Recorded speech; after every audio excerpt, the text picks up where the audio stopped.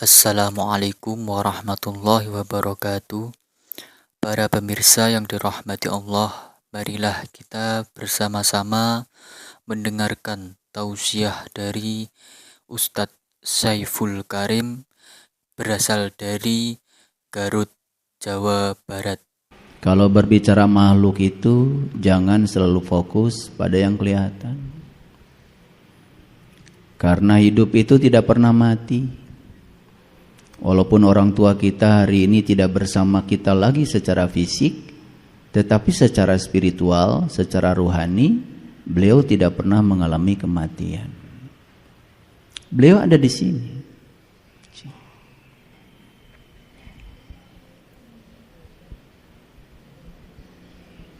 Menghembuskan napas terakhir ke sini. Bedanya apa yang sudah mati dengan kita? Bedanya yang sudah mati itu ketika menghembuskan napas ke sini, napas gak diizinkan lagi ke sini. Itu aja. Dan kita yang masih hidup ini, ketika kita menghembuskan napas ke sini, nafas itu cerdas, karena masih ada tugas yang harus diselesaikan, dan tubuh ini masih layak pakai untuk digunakan sebagai kendaraan, maka nafas ke sini balik lagi, memberikan pinjaman kehidupan lagi kepada kita. Jadi sebetulnya kita ini sekarang sudah mengalami hidup mati.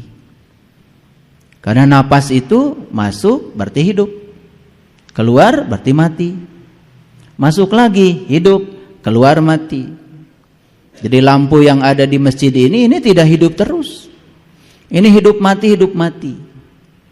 Karena di PLN itu pembangkit listriknya itu adalah pembangkit listrik arus bolak-balik. Arus bolak-balik tegangannya itu dari 0 maksimum ya sekitar 220 akar 2 volt, turun lagi minimum negatif polarisasinya, naik lagi begitu. Jadi seperti itu, seperti gelombang. Cuma karena PLN itu frekuensinya 50 Hz, 50 Hz itu berarti dalam 1 detik terjadi 50 kali hidup mati. Mata kita tidak sanggup lagi untuk mendeteksi 50 kali hidup mati, lalu kita mengatakan seakan-akan lampu ini hidup terus. Karena kita tidak punya knowledge. Saya kalau ngasih ujian sama mahasiswa yang sederhana saja. Apakah lampu di rumah Anda itu hidup mati atau hidup terus? Udah itu aja soalnya. 5 jam ujiannya.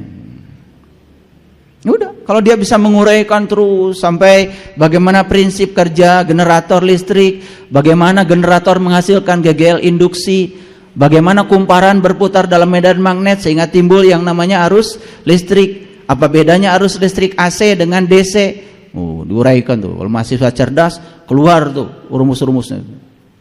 Dari satu pertanyaan itu dia bisa menjelaskan secara detail. Itu namanya orang berilmu. Makanya orang berilmu itu sudut pandangnya luas. Makanya alam semesta itu disebut universe. Uni itu artinya kumpulan, versi itu sudut pandang. Universe berarti kumpulan sudut pandang. Lahirlah berbagai macam ilmu, matematika, fisika, kimia, biologi, kosmologi, astrofisika, astronomi, geofisika, biologi, macam-macam. Berbagai macam ilmu kedokteran, gak ada habis-habisnya. Semua ilmu itu sudut pandang. Yang dipandang sama, objeknya alam yang sama, yaitu alam semesta ini dengan segala isinya. Objeknya semuanya sama, sudut pandangnya berbeda. Ada yang namanya sosiologi, ada namanya psikologi, ada namanya antropologi, macam-macam banyak ilmu. Semakin banyak sudut pandang kita, semakin luas kita memandang, seperti kita naik gunung, maka semakin bijaksana seseorang. Yang masih gampang menyerang orang lain, Ketika orang lain berbeda dengan dirinya, dianggap salah, dihakimi, bahkan mengeluarkan kata-kata yang tidak senonoh, tapi ingin dianggap orang terhormat. Itu ciri sebenarnya ilmunya nggak kemana-mana. Makanya satu-satunya orang yang tidak bisa ditolong di semesta ini adalah orang yang tidak tahu, tetapi dia tidak tahu bahwa dia tidak tahu. Tetapi karena masyarakat menganggap dia seakan-akan sebagai orang yang tahu, lalu dia memposisikan diri seakan-akan sebagai sumber pengetahuan. Maka sih ngasih fatwa ini, fatwa itu pada orang lain. Kayak Tuhan aja.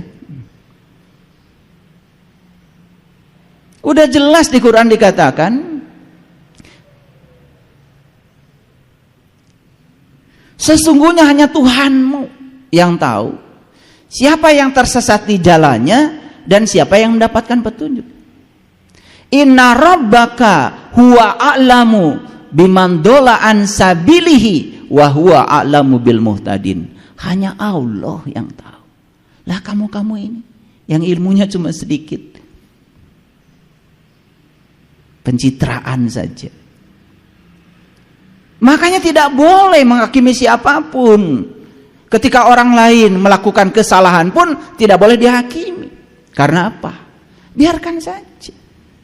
Karena kesalahan yang dia lakukan akan mengajarkan risiko dari kesalahannya. Risiko itu pelajaran yang akan datang pada dia. Ketika dia diajarkan oleh risikonya, dia akan berubah dengan sendirinya. Dan ketika berubah dengan sendirinya, bukan paksaan dari orang, itu lebih bagus. Makanya bisa jadi kebenaran itu dilahirkan oleh kesalahan. Yang repot itu ketika kita usil, ya. Makanya amalkan wiridan dari saya. Jangan usil, jangan komentar, maafkan, biarkan. Itu aja. Jangan usil, jangan komentar, maafkan, biarkan. Itu aja. Coba damai.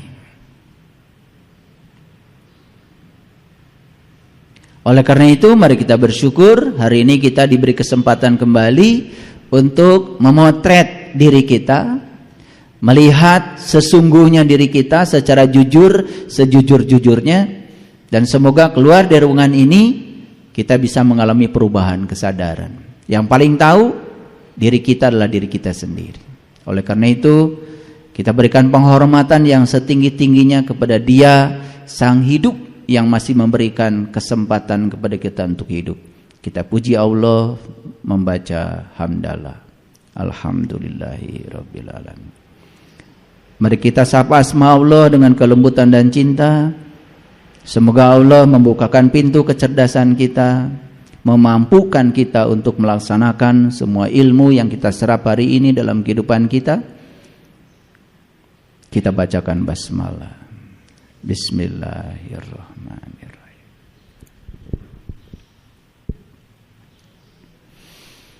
Judul kita hari ini agak unik. Saya beri judul hidup itu 10% masalah dan 90% sikap terhadap masalah. Jadi berapa persen? 100%. Mana yang paling besar bobotnya? Masalah atau sikap? Yang paling besar bobotnya adalah sikap terhadap masalah.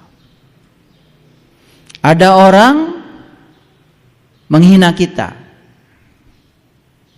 mau dianggap masalah atau tidak dianggap masalah, itu terserah kita.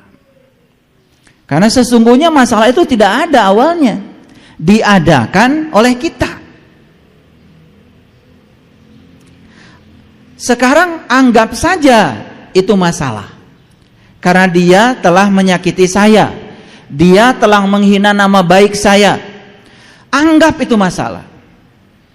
Bibitnya itu cuma 10%. Tapi begitu kita lapor ke polisi, pencemaran nama baik, meluangkan waktu, harus di BAP, Perlu pengacara?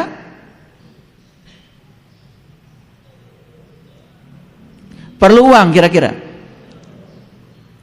Bolak-balik ke kantor polisi ngasih bukti? Menyita waktu? Bakal sidang di pengadilan? Ketemu jaksa kira-kira? Ketemu hakim? Berapa kali sidangnya? Hasilnya kita hanya puas telah memenjarakan orang yang telah menghina kita. Itu hasilnya. Betul nggak omongan saya? Sebetulnya bibitnya itu cuma 10% saja.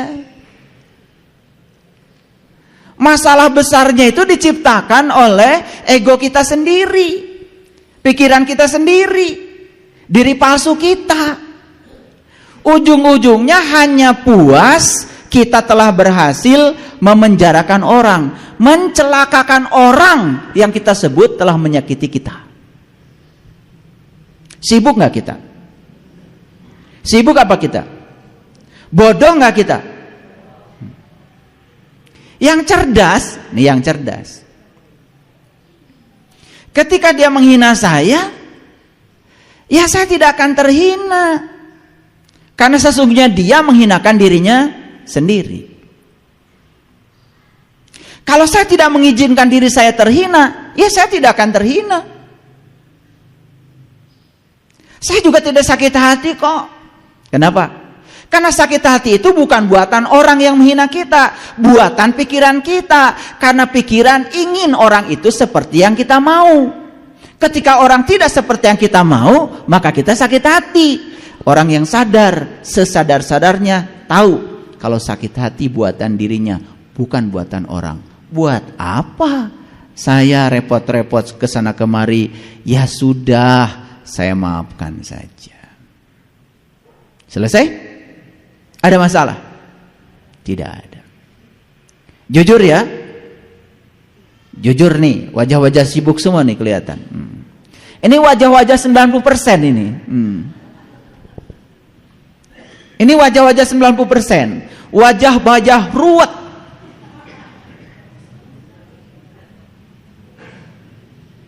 Harusnya bisa sampai 0%. Istilah anak mudanya itu adalah emang gue pikirin. Itu bahasa tingkat tinggi itu. Tetapi selama ini bahasa itu disepelekan. Dan kita lebih senang untuk berjibaku menyibukkan diri untuk sesuatu yang sama sekali tidak ada gunanya. Keluar tenaga banyak, pikiran banyak, uang banyak, melibatkan banyak orang hanya untuk memuaskan pikiran kita, memuaskan ego kita. Betapa bodohnya manusia di kehidupan ini. Sering terjebak kebodohan itu. Sering apa sering sekali? Sampai bersumpah, nanti kalau saya mati, awas ya, kalau dia sampai menyentuh jasad saya, waduh, mati saja udah buat dendam. Orang yang mati kayak gitu, lahir lagi jadi cacingnya udah untung. Gak ada gunanya. Ini ada cerita suami istri. Suaminya itu memendam dendam yang luar biasa sama istrinya. Tetapi dia tidak berdaya ketika masih hidup. Maka dendamnya dibawa mati. Hartanya banyak berlimpah. Sepeda motor banyak, mobil banyak, rumah banyak. Dan ketika dia divonis penyakit tertentu dan dia tahu sebentar lagi mau mati, diam-diam di belakang istrinya dia pergi ke sebuah yayasan amal. Dan dia bikin di depan notaris penyerahan semua hartanya. Tidak ada disisakan satu harta pun buat istrinya. Gitu. Jadi begitu dia mati, beneran nih matinya. Istrinya itu pura-pura menangis, Bombay. Padahal itu yang diharapkan. Apa yang dilakukan istrinya? Langsung buru-buru ke tempat pembuatan batu nisan. Beli batu nisan yang paling mahal, marmernya dari luar negeri. Diukir tulisannya, istirahatlah dengan damai.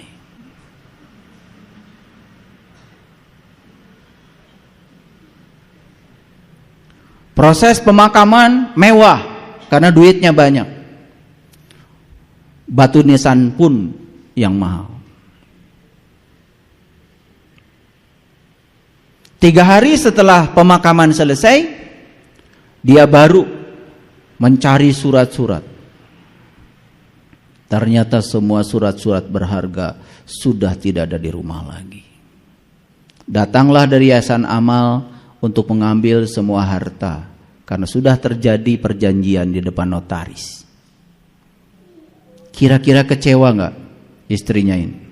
Kecewa berat. Apa yang dilakukan? Pergi ke tukang batu nisan lagi. Mas, maaf kemarin ada yang tertinggal. Apa? Tulisannya kurang lengkap. Bu, selama saya jadi tukang batu nisan, tulisannya sudah sempurna, Bu. Istirahatlah dengan damai. Belum. Tambahkan sedikit lagi. Sampai aku datang. Lengkap ya tulisannya? Istirahat dengan damai sampai aku datang. Ini dua-duanya memendam dendam. Yang suami memendam dendam sampai dibawa mati, yang istri pun nanti tunggu tanggal mainnya. Gitu. Jadi ingin memuaskan dendam ketika mati karena harta sudah dipindah tangankan di Yayasan Amal. Luar biasa. Ini mati model apa kayak gini? Sama sekali tidak memenuhi ayat la tamutuna illa wa antum muslimun. Janganlah kau mati kecuali sudah menjadi orang yang pasrah total kepada Allah, masih menolak kenyataan hidup. Ini kenapa? Ini kira-kira tipe suami istri 10% atau 90%? Seperti siapa? Seperti siapa? Tuh yang ketawanya paling kenceng itu. Ngaji harus begitu, harus tertawa kenceng, mentertawakan diri sendiri. Jangan-jangan saya masih tipe 90%. Apapun jadi masalah. Orang yang tipe 90% ini apapun jadi masalah. Orang baik saja masalah bagi dia. Apalagi orang yang buruk. Coba.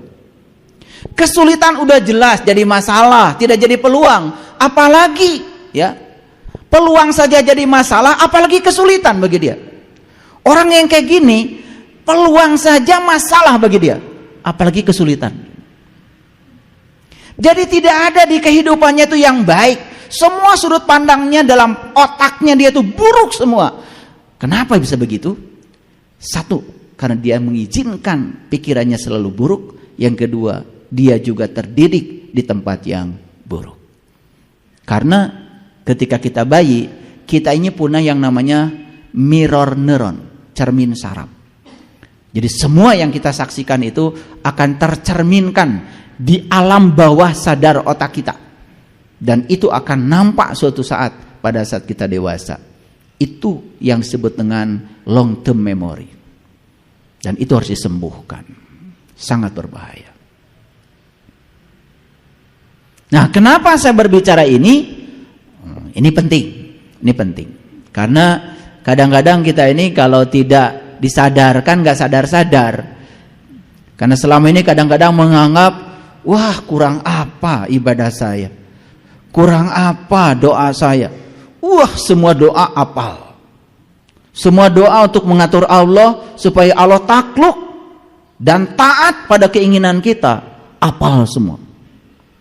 Dan ketika Allah takluk pada keinginan kita, bangga kita mengatakan, Allah mengabulkan doa saya. Padahal sebenarnya di balik kata-kata itu sedang ingin memamerkan pada orang, lihat, Allah saja sama saya nurut, gitu sebetulnya. Lalu Allah bingung, yang Tuhan lu apa gua, kata Allah. Ya kan? Karena kita diajarkan dari kecil begitu. Terus ya diajarkan ngatur-ngatur Allah supaya Allah itu takluk dan taat sama keinginan kita. Kapan kita mau berserah diri kepada Allah? Ngakunya sih muslim. Padahal muslim itu gelar tertinggi yang diberikan Allah untuk mereka yang sudah pasrah total kepada Allah. Maka saya tidak suka dengan istilah muslim non-muslim karena perbedaan keyakinan. Bagi saya, muslim non-muslim adalah soal akhlak, bukan soal keyakinan. Maaf. Bisa jadi orang itu keyakinannya berbeda dengan saya, tapi dia sangat pasrah dalam kehidupannya kepada Allah. Bagi saya, no problem. Bagi saya dia adalah muslim. Bagi saya ya, boleh berbeda. Karena selama ini kan muslim non-muslim berdasarkan atributnya. Lebih mementingkan atributnya, bukan? Bukan akhlaknya, bukan perilakunya, bukan karakternya, bukan sifatnya. Saya banyak sekali punya sahabat yang keyakinannya berbeda dengan saya, tapi dalam hidupnya sudah penuh dengan kebahagiaan karena sudah bisa menerima semua hal yang tidak diinginkan dalam hidupnya. Bahkan dia bisa merayakan semua hal yang tidak diinginkan seperti dia menerima hal yang dia inginkan. Itu muslim itu. Cirinya apa? Wajahnya itu bersinar, ringan kalau bicara. Iya. Beda kan kalau orang yang berat, punya uang 100 juta dipinjemin 100 ribu saja. Oh, saya baru kemarin beli tanah 100 juta. Sombongnya tetap aja, minjemin kagak. Karena baru beli tanah 100 juta. Padahal pinjamnya cuma 100 ribu. Giliran dipinjamkan 100 ribu, 3 hari janji gak ngasih. Udah ditelepon 2 hari sebelum janji itu tiba. Pusing gak orang kayak gitu? Kira-kira tipe 10% atau 90% macam kayak gini? Seperti siapa? Selalu ada pertanyaan, seperti siapa ya hari ini? Jadi hidup itu adalah 10% apa yang terjadi pada kita, 90% bagaimana kita menanggapinya. Jadi sebetulnya 10% itu apa yang terjadi, tetapi 90% kita menanggapinya. Itu yang membuat kita menjadi sangat sibuk dengan kehidupan ini. Terasa? Kalau belum terasa, sabar. Kita akan masuk situ. Nanti juga suatu saat akan terasa. Oh, itu saya banget. Oh, itu gua banget. Sholat sudah, bolak-balik ke Mekah sudah, tahajud juga kurang gimana rajinnya, bangun malam luar biasa. Tetapi itu coba jadi robot, hanya menjalankan ritual tanpa kesadaran. Hasilnya tidak ada yang berubah. Lupa bahwa Nabi Muhammad diutus ke dunia untuk menyempurnakan akhlak. Semua ritual itu adalah sarana untuk menyempurnakan akhlak, tools, instrumen. Tetapi itu dijadikan tujuan oleh kita. Kalau rakaat sholat kita sudah banyak, rasanya kita sudah banyak tabungan kita untuk sampereun jaga di akhirat. Kan begitu kata-katanya. Betul? Sampereun aya nama eueuh kosong. Karena semuanya buat jaga. Itulah kadang-kadang kita suka bodoh. Terus aja membawa diri kita oleh pikiran ke masa depan. Lalu tidak pernah hadir di sini, saat ini, sekarang. Padahal hidup itu adalah di sini, saat ini, sekarang. Yang menentukan masa depan kita adalah saat ini kau buat apa. Jadi hidup itu awalnya sederhana. Karena cuma 10%. Selanjutnya menjadi rumit karena ditambah 90%. Apalagi yang 90% itu adalah respon-respon yang negatif terhadap semua hal yang terjadi dalam hidup. Tidak ada baiknya. Bayangkan, hidup yang kayak gitu tidak layak dihidupi. Karena kita telah menciptakan neraka bagi diri kita sendiri. Jadi siapa pencipta neraka? Pikiran kita. Kalau pikiran bisa menciptakan neraka, berarti pikiran juga bisa menciptakan surga. Dan selama ini salah kaprah. Kita menganggap surga dan neraka itu ciptaan Allah. Surga dan neraka adalah ciptaan pikiran kita sendiri. Belum selesai. Ya, kita lanjutkan dulu. Saya cerita sedikit tentang pikiran. Ada kata-kata bijak, jangan hiraukan masalah. Abaikan justru pikiran-pikiran negatif tentang masalah. Kita selama ini sering berfokus pada masalah. Kalau masalah diabaikan, justru fokus kita ke sini. Ada pikiran apa di dalam diri saya tentang masalah? Ketika pikiran sedang memproduksi pikiran-pikiran negatif tentang masalah, maka yang 10% itu membumbung menjadi 100%. Dibesarkan 90% oleh kita sendiri. Itulah pola kerja pikiran. Jadi pikiran itu ibarat parasut ya, hanya berfungsi ketika terbuka. Pernah lihat orang terjun payung? Pernah ada berita orang terjun payung kemudian meninggal? Gara-garanya cuma satu, karena parasutnya tidak terbuka. Begitu parasut tidak terbuka, ya sudah, dia akan mengalami percepatan jatuh bebas dalam fisika, free fall. Dia akan jatuh bebas tanpa hambatan. Tetapi begitu ada payungnya terbuka, dia bisa kendalikan mau hinggap di tempat mana. Itu bedanya. Makanya orang-orang yang hari ini pikirannya masih tertutup, persis seperti orang terjun payung, parasutnya tidak terbuka. Dan orang-orang yang terbuka pemikirannya biasanya gampang untuk bisa menerima pandangan dari orang lain. Makanya dia akan menjadi kaya sudut pandangnya. Pernah nggak menyaksikan orang yang kekeh dengan pikirannya sendiri? Sulit untuk menerima kritikan, sulit untuk menerima pandangan dari orang, asapang benerna, asapang akangna, merasa diri paling benar. Orang yang tertutup pikirannya seperti itu, persis seperti orang yang terjun payung, parasutnya tidak terbuka. Ayo, sudah berapa lama kita memiliki pikiran yang tertutup? Sudah berapa lama? Sudah terlalu lama. Makanya pikiran kita sudah kronis ini, sudah sangat kronis. Makanya kemarin ada yang share di grup di Australia, katanya guru-guru di Australia tidak menjadi sedih ketika anak tidak bisa matematika, tetapi menjadi sangat sedih ketika anak tidak bisa antri. Kenapa? Karena antri itu implikasinya sangat luar biasa. Satu, ketika antri belajar bersabar. Dua, ketika antri belajar untuk menghargai orang lain dan diri sendiri. Karena Anda datang paling belakang, ya sudah, Anda di belakang. Ini datang belakang tapi pengen selalu paling depan. Itu kan orang-orang yang culas. Ini soal akhlak ini, soal akhlak. Saya sering menyaksikan kejadian ini bahkan ketika saya sedang melaksanakan ibadah. Maaf. Kadang-kadang ini bisa terjadi di tempat yang disebut kota suci.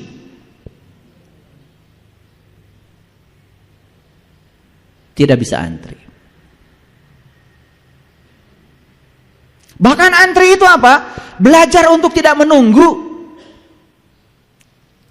Orang yang selalu menunggu, dia selalu ditarik oleh pikirannya ke masa depan, pasti akan menderita. Saya sampai hari ini tidak pernah menunggu. Makanya kemana-mana saya baca buku yang menyenangkan saya bawa musik yang menyenangkan saya, dan saya tidak mau menunggu, karena menunggu berarti membunuh waktu. Terlalu banyak yang bisa kita lakukan. Bahkan ketika ada antrian yang panjang atau harus menunggu dalam waktu yang panjang, kita bisa melakukan pelayanan pada diri sendiri yang paripurna untuk menyenangkan diri sendiri yang bermanfaat. Bukankah itu luar biasa?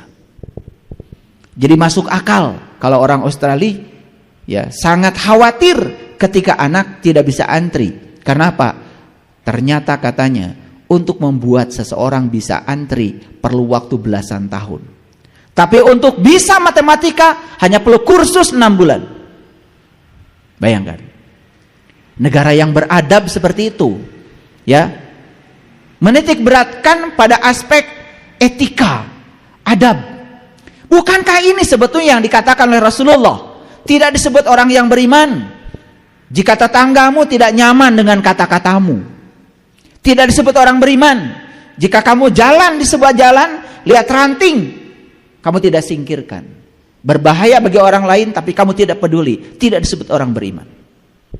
Kita bukan bikin ranting, bikin polisi tidur pakai semen dan puas ketika orang lain jatuh akibat polisi tidur kita, dan masih saja mengatakan diri orang beriman.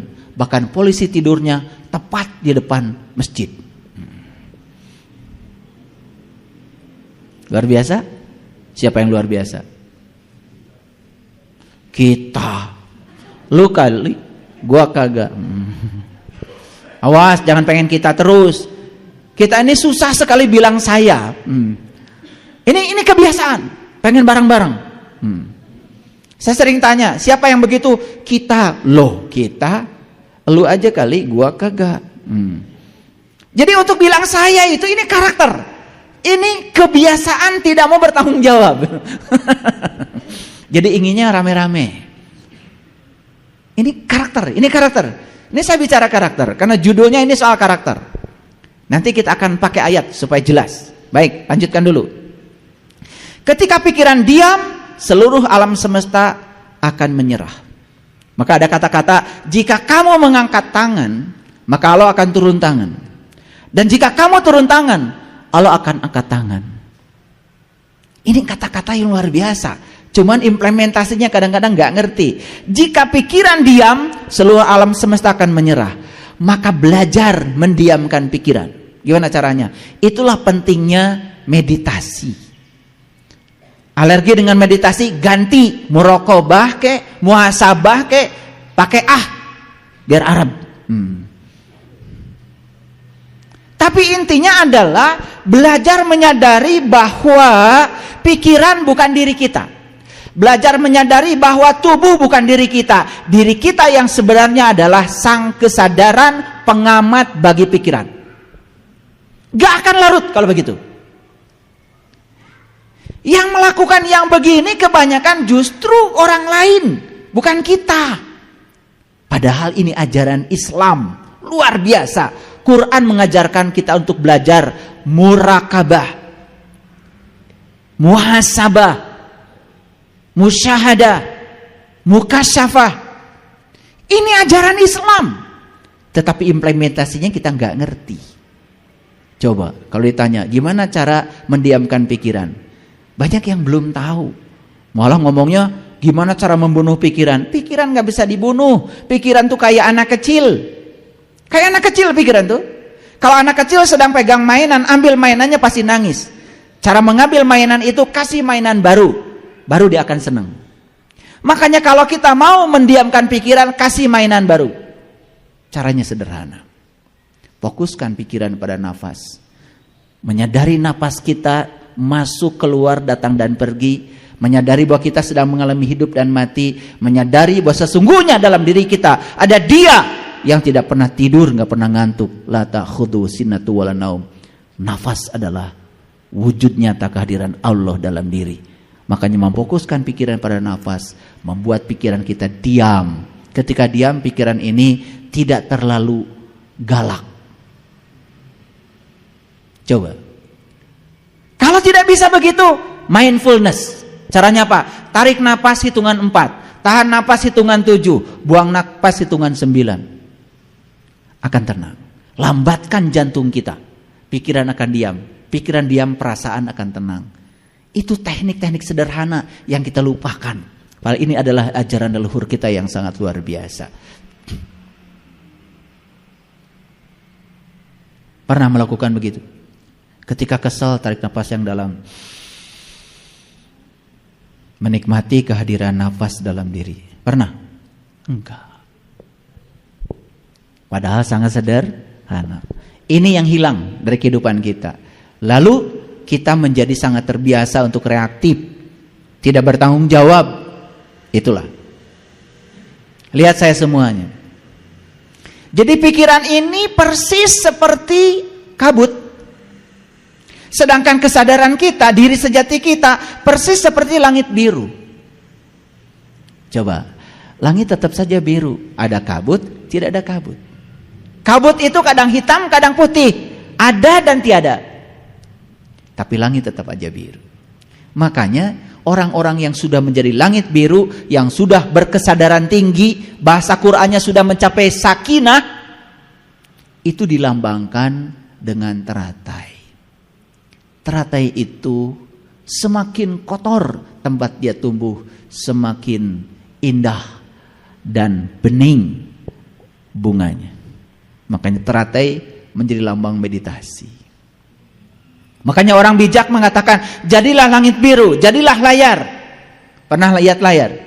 Kalau sekarang saya putar di sini video kebakaran, terbakar nggak layar? Kalau sekarang saya putar video banjir di layar ini, basah nggak layar? Layar. Ada video kebakaran tidak terbakar, ada video banjir tidak basah, layar. Sudah bisa begitu nggak? Iya. Kebanjiran kalian mah basah. Ada kebakaran gosong. Kapan mau bahagia kalau begitu? Ini namanya belum mencapai sakinah. Tapi ngomong sakinah udah pinter ya? Iya, kalian kan begitu. Setiap orang nikah semoga samawa. Ketiganya bu, naon samawa teh? Ah duka. Karena kita terbiasa latah ngikutin apa kata orang. Padahal samawa itu sakinah, mawadah, warahmah. Itu terjadi bukan hanya untuk pasangan pernikahan, bukan. Sakinah itu untuk pasangan kita. Karena manusia itu diciptakan Allah sudah berpasangan. Pasangan itu jasmani dan ruhani. Pasangan itu jasmani dan ruhani. Kalau sudah selaras jasmani dan ruhaninya, itu namanya sudah sakinah. Suami istri itu tidak mungkin selaras. Apalagi belum bisa menerima dan menghargai perbedaan. Yang terjadi sengketa terus. Apalagi tidak tahu tujuan menikah. Tujuan menikah itu cuma satu. Latihan menerima dan menghargai perbedaan. Karena Anda dengan saya beda. Ini malah saling memaksakan persamaan.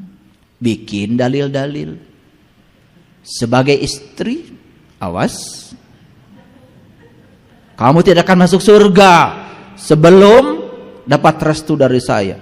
Walaupun suaminya binal kayak apa, pinter kalau bikin dalil begitu. Nurut sama suami atau tidak? Wah.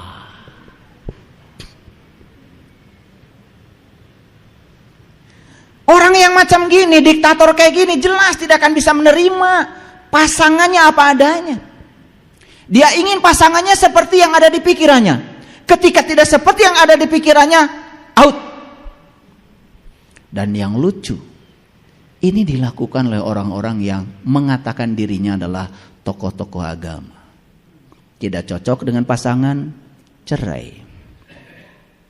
Cerai itu akibat dia tidak bisa menerima dan menghargai perbedaan. Ingin pasangannya sama dengan yang dipikirkannya. Padahal jelas-jelas cara berpikir beda, jenis kelaminnya beda, dibesarkan di keluarga yang berbeda. Pendidikan juga berbeda, adat istiadat juga berbeda, cara berpakaian juga berbeda, fisiologi berbeda, psikologinya berbeda. Apa yang mau dibuat sama? Udah nyata-nyata beda kok. Maka disebut pasangan. Pasangan itu kiri kanan, tidak pernah kiri-kiri. Kan disebutnya ya aju aja. Saya khawatir ya, kalau ini dilakukan oleh tokoh-tokoh, kemudian ke bawahnya pada ngikut. Seakan-akan menceraikan pasangan itu sah-sah saja. Padahal jelas tidak bisa menerima dan menghargai perbedaan. Kalau di rumah saja di level kecil sudah tidak bisa menerima dan menghargai perbedaan, gimana dia dengan level besar? Maka di luar pun dia menyerang terus. Setiap yang berbeda dengan dirinya dia serang, dia hakimi. Begitu. Gak ada etika. Bahkan ujungnya sebetulnya kan patut diragukan imannya. Kalau orang sudah bertauhid gak kayak gitu. Seperti Allah menerima semua kita apa adanya. Hebat gak Allah? Yang jahat tetap bernafas, yang baik-baik bernafas. Allah itu begitu. Tidak tersinggungan kayak kalian. Hebat. Dia menunjukkan kemahakuasaannya luar biasa. Makin maha kuasa, makin dekat dengan yang dikuasainya. Makanya kata Allah, berbuat baiklah kamu sebagaimana aku berbuat baik kepadamu. Wa ahsin kama ahsanallahu ilaika. Jadi mekanisme perbuatan baik itu baru disebut baik kalau cara melakukannya persis seperti Allah melakukannya kepada kita, tanpa keinginan, tanpa muatan. Keren gak kalau hidup kayak gitu? Keren. Tidak ada yang saling menyakiti, saling melukai. Kalau kita sadar dengan itu luar biasa. Hidup itu penuh berkah, penuh kebahagiaan. Saya dapat WA dari seseorang, ayah, alhamdulillah, setelah saya berpisah dengan suami saya, sekarang saya lebih bahagia. Sebentar, saya bilang, kamu itu bukan bahagia, cuman kamu tidak ada lawan bertengkar saja sementara waktu. Tanda tanya, supaya datang sama saya. Ntar dijelas, karena nggak mungkin di WA kan. Dia mengatakan bahagia, padahal dia itu cuman sedang istirahat dari bertengkar sementara waktu. Nanti juga ketika dapat sparring partnernya lagi, ya begitu lagi. Karena dia tidak bisa membedakan apa bahagia, apa senang. Senang tuh mendapat. Dia baru mendapat yang diinginkan. Karena ingin suaminya pergi dari rumah, senang. Apa itu bahagia? Bukan. Bahagia itu kita sudah tidak terganggu. Dia ada, dia tidak ada. Bahagia itu adalah sakinah awalnya. Setelah sakinah mawadah, baru warohmah. Jadi bahagia itu selesai kamu dengan diri kamu sendiri. Kalau kamu masih mengharapkan orang lain baik sama kamu, mengharapkan cinta pada kamu, tapi kamu tidak mengungkapkan cinta pada orang lain, kamu tidak akan pernah bahagia. Makanya berhenti memaksakan cinta, mulai mengungkapkan cinta. Hadiah mengungkapkan cinta adalah cinta. Sederhana kok. Ingin dicintai, ungkapkan perhatianmu pada orang lain. Ungkapkan cintamu pada orang lain. Jangan merengek-rengek orang lain harus mencintai kamu. Karena itu salah kaprah. Itu jalan lama yang harus ditinggalkan. Kurang cerdas. Demikian tausiah-tausiah dari Ustadz Saiful Karim. Semoga bermanfaat bagi kita semua. Amin amin ya rabbal alamin. Wassalamualaikum warahmatullahi wabarakatuh.